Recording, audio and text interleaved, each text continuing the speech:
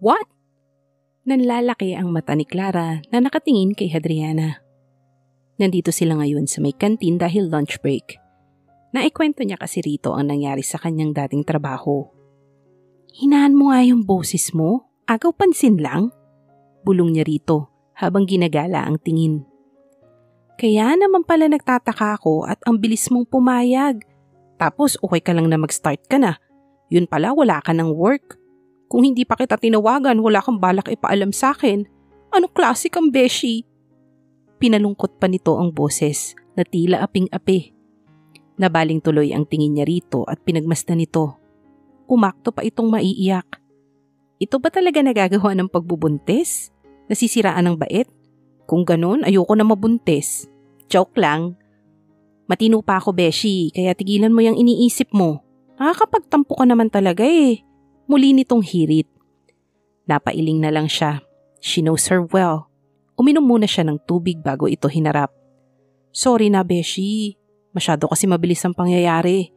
Magulo pa yung utak ko. Alam mo naman kapag nasapian ako. Saka I tried to call you but you're not picking up. Ako yata magtatampo dahil nakalimutan mo na ako porket may boyfriend ka na. Speaking of that guy, kailan mo naman ipapakilala sa akin? Nakapagpunla na siya sa'yo pero never ko pa siya na-meet. Siya naman ang umaktong nagtatampo rito. So tampo ka na niyan, beshi. Paano ko ipapakilala? Lagi tayong busy, di ba? Pag free kami, ikaw hindi. Kapag free ka naman, kami naman ang hindi. Pero don't worry, you'll meet him later. Susunduin niya ako? Kinikilig nitong sabi. Magsasalita pa sana siya nang biglang may umupo sa bakanting silya sa table nila. Tiningnan niya ang 3 tao na bigla na lang nagsiupo nang walang paalam. Wala ba talagang manners mga tao rito? Parang si Dragon lang. Clara, pakilala mo naman kami sa magandang binibini sa tabi mo. Wika ng isa sa mga lalaking nakaupo. She looked at the guy. He's good looking, alright, pero mapaghahalataan na isa itong playboy. Raymond, don't try dahil hindi kayo talo niyan. Napangiwi siya sa sinabi ni Clara. Baliw talaga kahit kailan, hindi na nagbago. By the way guys, she is Hadriana May Montesillo, the new secretary. Kapalit ko, so I hope maging mabait kayo sa kanya. Pagkakatiwala ko siya sa inyo. Dugtong pa nito bago humarap naman sa kanya. Beshi, siya si Raymond. Turo nito sa lalaking nagsalita kanina. Siya naman si Jason pag nandito sa work. Nilapit pa nito ang bibig sa may tenga niya at bumulong. Jezebel pag sa gabi. Sabay hagik-gik nito. Hoy Clara, ayusin mo nga. Huwag mo ko siraan. Baka mapanganak ka ng 10 oras dito. Reklamong wika nitong Jason. Malalim ang boses nito pero kita niya ang paglantik ng mga daliri nito. Confirm. Napangiti siya. Bakit? Hindi ba totoo? Laban pa din ni Clara. Bumaling muli ito sa kanya. At siya naman, si Sarah. Mabait naman yan lalo na pagtulog. Nakita niyang sinamaan ng tingin noong itinuro nitong Sarah ang kanyang beshi. Mukhang magkakasundo kami. Nice to meet you all. Nakangiti niyang wika sa mga ito bago inabot ang kamay para makipag-handshake sa mga ito. Isa-isa naman tinanggap ng mga ito ang kanyang kamay. Ang huli ay si Raymond na nagtagal at bahagya pa nitong pinisil ang kamay niya. Bigla niya tuloy binawi ang kamay. Raymond, back off, okay? Like I said, don't try, baka mabalian ka ng buto. Pagbabanta ni Clara dito. Ngumiti lang si Raymond. You mean Clara, she's a lesbian? Singit na tanong ni Jason. Napansin niya ang pagtuon ng 3 pares ng mga mata sa kanya. Napailing na lang siya at ipinagpatuloy ang pagkain. That's for you guys to find out. Nakangising wika ni Clara. Kayo ba ay di magsisikain? Tapos na kami. Palabas na dapat kami nang makita ka naming may kasama kaya naisipan namin lapitan kayo. Sagot ni Sarah at muling ibinalik ang pansin sa cellphone nito. Para makipagchismisan. Kayo talaga ayaw nyo nagpapahuli sa balita. Pero guys, basta kayo na bahala dito sa beshi ko ah. Raymond, sinasabi ko sa'yo tantanan mo tong beshi ko. Kahit na gusto ko na siyang maging babae ay hindi kita type para sa kanya. Dahil umiinom si Hadriana ng tubig ay bigla siyang nasa mid sa tinuran ni Clara. Uy, beshi, okay ka lang ba? Nag-aalalang tanong nito at hinagod pa ang likod niya. Ayos lang ako, Beshi. Ikaw naman kasi? Ano ba yung pinagsasasabi mo? Baka mamaya maniwala pa mga yan.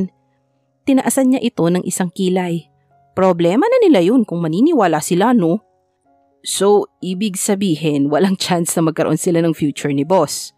Tanong ni Jason. Napakunot noon naman siya dahil sa narinig. Hindi niya kasi ito maunawaan. Syempre, meron, no? Si Dragon kaya ang bet ko sa kanya? Kinikilig na wika ni Clara. Lalong kumunot ang noo niya. Ang kilala niya lang naman na dragon ay si Mr. Fonteverde. Maya-maya ay bigla niyang na-realize ang paksa ng mga ito. Nawala ang pagkakakunot ng noo niya at pumalit ang pamimilog ng kanyang mga mata na bumaling sa kanyang beshi. Nakita niyang nakatingin din ito sa kanya at nakangisi. Clara Aguas, tigilan mo yung pumapasok sa utak mo. Nabuntis ka lang kung ano-ano na naiisip mo. Trabaho lang ang pinunta ko dito. Wika niya dito. Wait, sinong dragon? Naguguluhang tanong ni Jason. Yumuko si Clara at isinenyas ang kamay na ilapit ang mga ulo nila. Nagsisunod naman ang mga ito, puwera sa kanya na hindi pa rin maipinta ang muka. Dragon ang tawag ni Adriana kay Mr. Fonteverde. Mahinang bulong ni Clara. Narinig niyang napasinghap ang tatlo, habang si Clara naman ay tumatawa. Oh my gosh, girl! Lumitaw ang pagkabakla ni Jason dahil sa pagkakabigkas nito, sabay takip pa sa bibig. Naiiling naman si Sarah habang nangingiti, habang si Raymond ay makikitaan ng amusement sa mga mata nito. Hoy Beshi, baka kainin mo yung sinasabi mo. Baka kapag nakita mo ang body ni Dragon, kusa kang kumanta. Ngising asong turan ni Clara. Bakit? Nakita mo na ba, girl? Dax ba? Nanlalaki ang mga mata na tanong ni Jason. Hindi, pero yung kay Boyfie, Dax, kaya siguradong pati yung kay Dragon. Siyempre magpinsan kaya yun, no? Sabay hagik-gik nito na tila kilig na kilig. Hindi niya napigilang mapamura. Fuck, Beshi, kailan ka pa naging bulgar na ganyan? Namamangha niyang tanong dito. Simula nang matuto akong kumanta at sumayaw ng walang music. Ngising asong tugon nito. Nakita niyang natatawa ang tatlong kasama nila. Alam niya ang tinutukoy ng kaibigan. Hindi naman siya inosente pagdating sa ganong bagay, pero hearing that from her beshi is really unexpected. Gulat na gulat si Adriana sa mga pinagsasasabi mo, Clara. Mukhang hindi yata siya sanay sa bagong katauhan mo. Nangingiti na wika ni Raymond. So, matagal nang ganito ang beshi niya at wala siyang kaalam-alam na nakorrupt na ng tuluyan ang utak nito. Basta, ipagkakatiwala ko siya sa inyo Kailangan makorrupt din ang utak niya para naman may laban siya kapag… basta! Sige na, oras na. Magsibalik na tayo at baka mabugahan tayo ng apoy ng dragon. Mahaba nitong pahayag at nauna ng tumayo. Napilitan siyang tumayo na rin at sabay-sabay nilang tinahak ang daan palabas sa kantin. Mabilis lumipas ang oras nang hindi namamalayan ni Adriana. Ang dami kasing itinuro ni Clara sa kanya. Isang araw pa lang siya pero feeling niya punong-puno na ang utak niya. Buti na lang at maghapon ding wala yung dragon. Sabi ni Clara, may meeting ito outside at mukhang hindi na babalik. Mas pabor sa kanya yon dahil hindi niya alam kung bakit kinakabahan siya sa tuwing malapit ito. Tulad na lang kanina nang magbili nito kay Clara. Pansin niya pa ang pagtitig nito sa kanya. Pero nanatili siyang nakatuon sa monitor. Hindi naman siyang kinakausap kaya di niya kailangan tingnan ito at baka lalong magwala ang puso niya. Good day, hon. Tinig ng isang lalaki ang pumukaw sa kanyang nawawalang sarili. Nag-angat siya ng tingin at nakita niyang humalik ito sa labi ni Clara. Nanlaki ang kanyang mga mata sa nasaksihan. Oh my, Beshi! Napalingon sa kanya ang lalaki kaya nahuli siya nitong nakatingin. Akala niya ay sisitahin siya nito pero ngumiti ito sa kanya. Narinig niya si Clara na humagikgik sa tabi nito at nakatingin na din sa kanya. Ang mga mata mo, Beshi, para namang nakakita ka ng rated SPG. Kiss lang yun, okay? Nang-aasar pa na wika ni Clara. By the way, Beshi, meet my yummy boyfriend, Vince Dale Fonteverde. Han, meet my Beshi, Adriana May Montesilio. She will be your cousin's new secretary. Pagpapakilala ni Clara. Ngumiti ito sa kanya at inilahad ang kamay na mabilis naman niyang tinanggap. Finally, I meet you. It's nice meeting you, Adriana. Nakangiting wika nito. The pleasure is mine, Mr. Fonteverde. Sinuklian niya ito ng ngiti. Oh, come on. Vince will be fine. Hindi ako ang pinsan ko na ayaw magpatawag sa first name. Biro nito. Mas lalo siyang napangiti. Ngayon may idea na siya kung bakit hulog na hulog ang beshi niya dito at napunlaan nito. Smiling face ito na mas lalong nagpalitaw ng gandang lalaki nito. He's a total package, ika nga nila. Pero mas may dating si Dragon. Mabilis niyang inawat ang biglang ideyang pumasok sa kanyang isipan. So let's go? Rinig niyang sabi ni Vince. Kinuha nito ang bag ni Clara at inalalayan nito. How sweet! Sumunod na rin siya sa mga ito. Dala ang kanyang bag at ang paper bag kung saan nakalagay ang magiging uniform niya. Sinamahan siya kanina ni Clara sa HR department para maasikaso ang kanyang kontrata at iba pang mga kailangan. Sabay-sabay silang pumasok sa elevator. Si Vince na ang pumindot ng button pababa sa ground floor.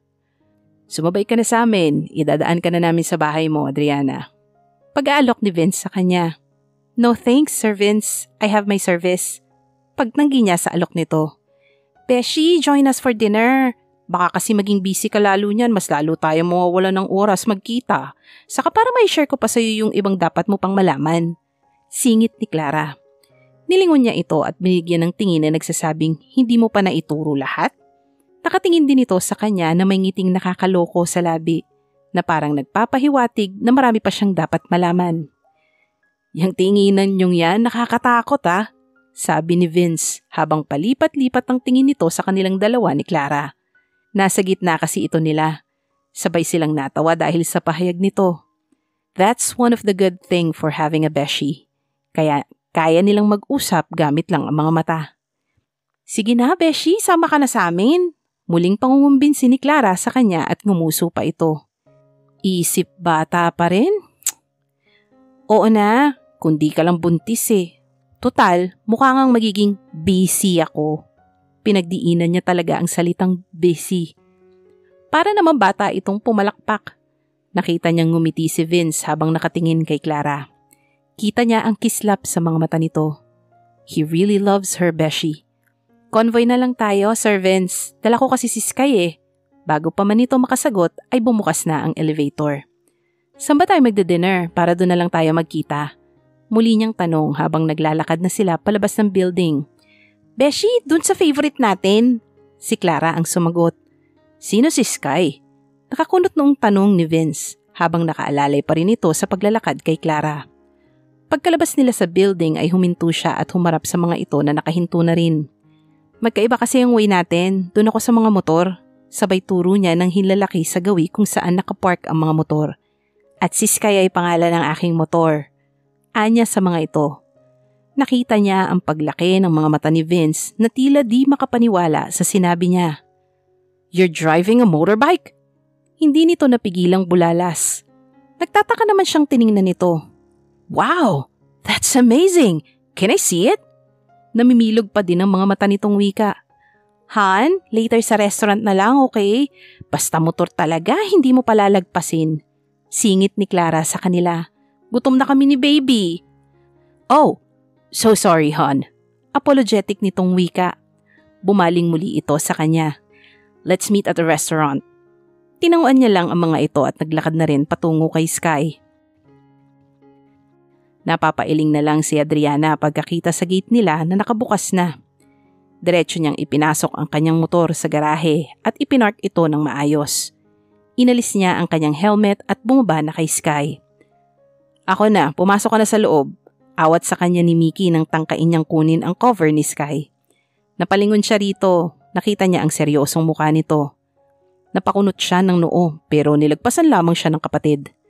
Nabaling ang tingin niya sa may pintuan at nakita si Miko na nakatayo habang nakasandal sa hamba ng pinto. Napangiti na lang siya at nagsimula ng maglakad papasok. Siya ang matanda pero daig pa niya ang teenager sa inaasta ng kambal. Nagtuloy-tuloy lang siya sa loob. Napatingin siya sa kanyang wristwatch. 10:00 na, kaya pala ganun ang inaasta ng kambal. Baliw kasi si Clara. Imbis sa restaurant ay sa bahay ng mga ito sila nag-dinner. Nalaman kasi ng parents nito na magkasama sila. Malapit na rin kasi ang loob niya sa mga ito. Kumbaga second parents na ang turing niya sa mga magulang ni Clara. Kaya napahaba ang kwentuhan. Nakisali pa ang boyfriend nito dahil tuwang-tuwang makita si Sky.